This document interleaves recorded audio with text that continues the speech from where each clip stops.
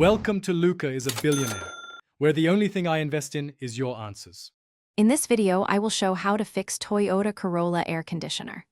Start by replacing a dirty cabin filter, then test system airflow and compressor engagement, and check refrigerant level and lines for leaks.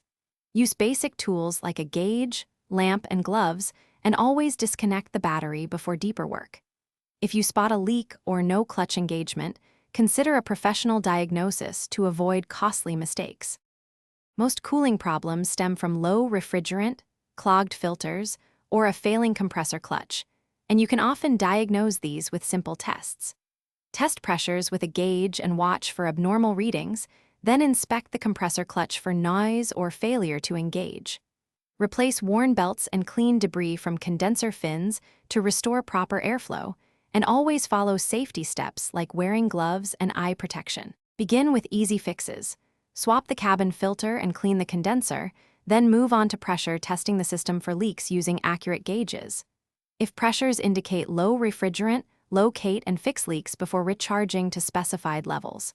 Check electrical connections and test the compressor clutch operation. If it fails, remove and replace the clutch or compressor assembly. Finish with a system recharge and leak check to verify cold air performance. Thanks for watching and please subscribe. It's the best investment you'll ever make.